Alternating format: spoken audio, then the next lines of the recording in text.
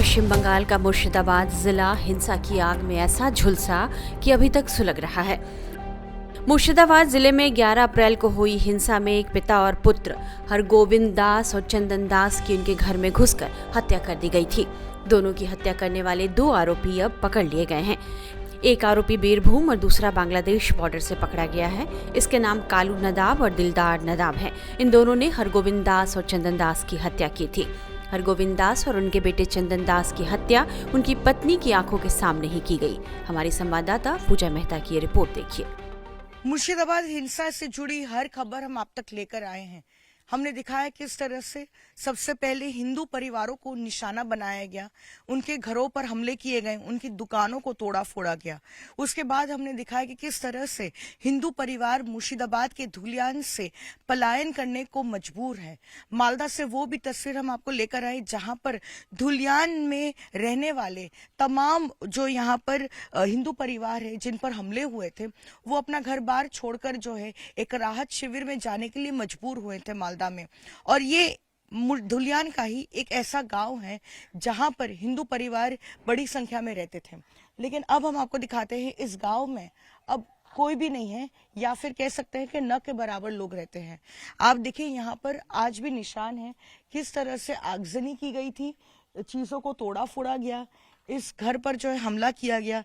देखिए ये प्लास्टिक जो है पूरा जलकर खाक हो चुका है और स्थानीय लोगों का कहना है कि बम फेंके गए थे और इन घरों में जो है पूरी तरह से आग लग गई। तो समझ लीजिए जिस दरवाजे को तोड़कर अंदर नहीं जा पाए थे उसी जगह पर एक बम चार्ज कर दिया और उस बम चार्ज करने के बाद ये घर जो है जल गया। हम आपको एक तस्वीर और भी दिखाना चाहते हैं कि जैसे जैसे हम इस गांव में बढ़ रहे हैं, देख रहे हैं कि चारों तरफ लोग अपने घरों को छोड़कर इस दहशत में जो है वो जा चुके हैं। यहाँ पर भी एक घर है जिसमें ताला लगा हुआ है। साथ ही ये जो है ये भी इशारा करता है कि किस तरह से राज्य सरकार विफल रही है इन परिवारों को सुरक्षा देने में। आप देखिए अभी भी निशान है किस तरह से यहाँ पर बॉम्ब्स चार्ज किए गए, यहाँ पर जो है कई चीजों को जो है यहाँ पर जलाया गया। और उसके अलावा हम आपको दिखाते हैं ये वही घर है जहाँ पर उसी परिवार के पिता और बेटे को जो है उनकी हत्या कर दी गई। और आपको बताते हैं कि इस घर की हम तस्वीरें दिखा रहे हैं कि क्या परिस्थिति है अभी। आप देखिए यहाँ पर पथराव के निशान हैं और पथराव इस तरह से किया गया क्योंकि यहाँ पर ऐसा लग रहा है कि लूट के जो है इंटेंशन से यहाँ पहुंचे थे और इस घर पर लगातार जो है अटैक हो रहा था और इस दरवाजे को तोड़ने की कोशिश हो रही थी।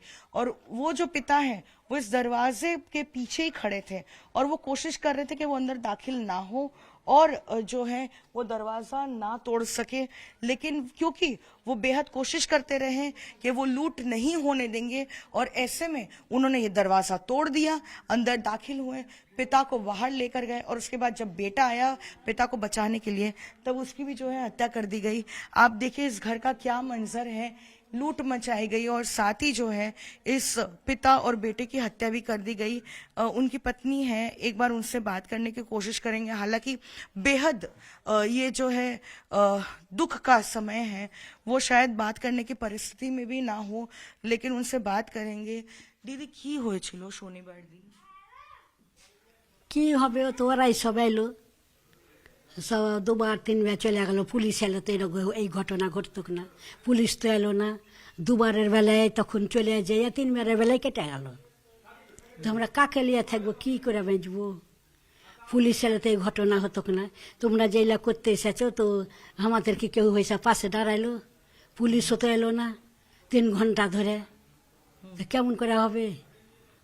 ওরা কি লুট করার জন্য ভেতরে ঢোকার চেষ্টা করছিল আর উনি আটকানোর চেষ্টা করছিলেন তখন কি?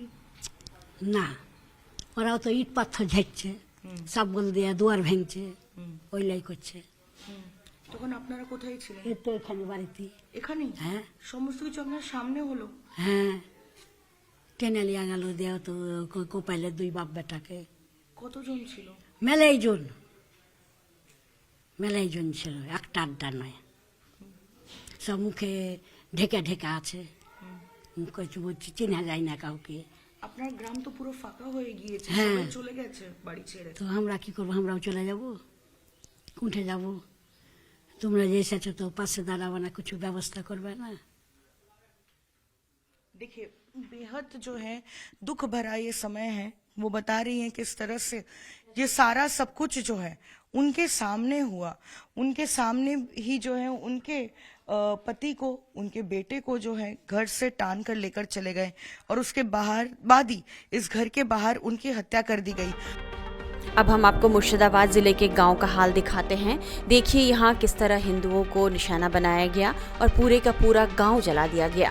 देखिए कैसे घरों में लूटपाट हुई और घर जला दिए गए। मुर्शिदाबाद के बेतबुना गांव में हम फिलहाल मौजूद हैं और एक के बाद एक हम आपको दिखा रहे हैं क्या परिस्थिति है हिंदू परिवारों की।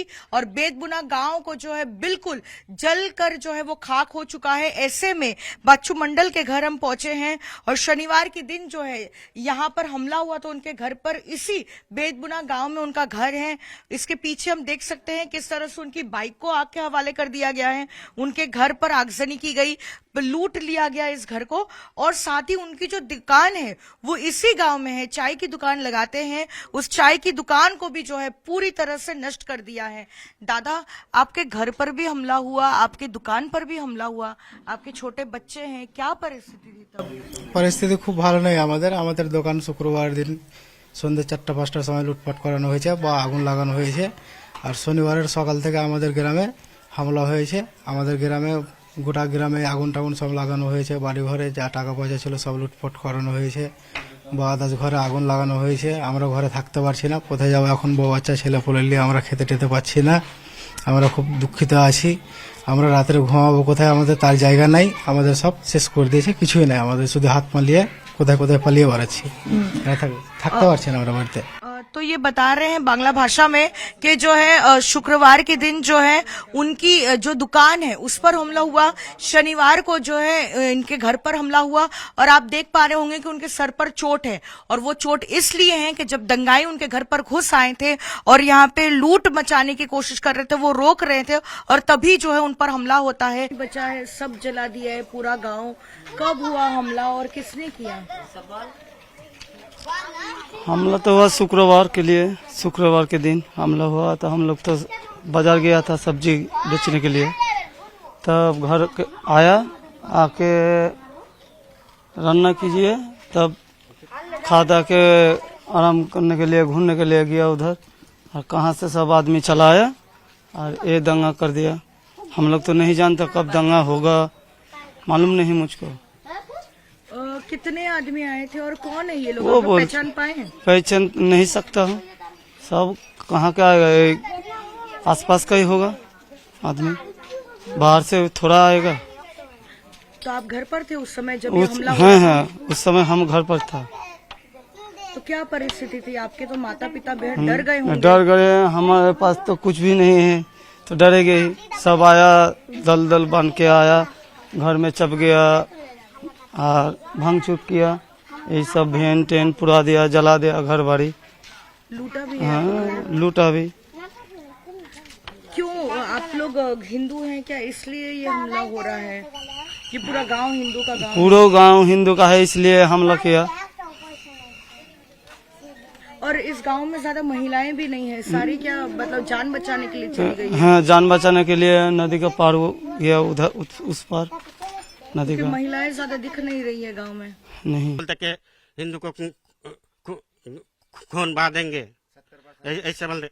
वो हम लोग तो वाराणसी से ज्यादा है देश में, उन लोग तो 20% भी कम है, फिर भी हम लोग को ऐसे क्यों साथ है? ये लोग तो मुस्लिम देश नहीं है, ये लोग तो कोई पाकिस्तान बांग्लादेश या अरब तो नहीं है, इराक भी नहीं है। हम लोग हिंदुस्तान में बात करते हैं, हम लोग ज्यादा है, उन लोग की क्यों आंखें दिखाते हैं? सारी दुनिया के साथ हमारा देश बहुत अच्छा नाम कमाता है, सारे देश दुनिया के भारत को नाम करते इज्जत देता है। ये लोग क्या करते हैं? ये लोग हाँ, इसके लिए जिम्मेदार है ममता बनर्जी, फिरोज हकीम, सिद्दीकुल्लाह चौधरी, और यहाँ के सभी लोग काउंसिल में जितने काउंसिलर एमएलए एमपी है सब लोग, और यहाँ के प्रशासन थाना अफसर भी है, काउंसिलर, टाउन हॉल सभी जिम्मेदार है। इधर मीडिया रिपोर्ट्स में बताया जा रहा है कि हिंसा से जुड़ी शुरुआती जांच रिपोर्ट गृह मंत्रालय को सौंप दी गई है। इसमें बांग्लादेश से घुसपैठ और स्थानीय प्रशासन की लापरवाही का जिक्र किया गया है।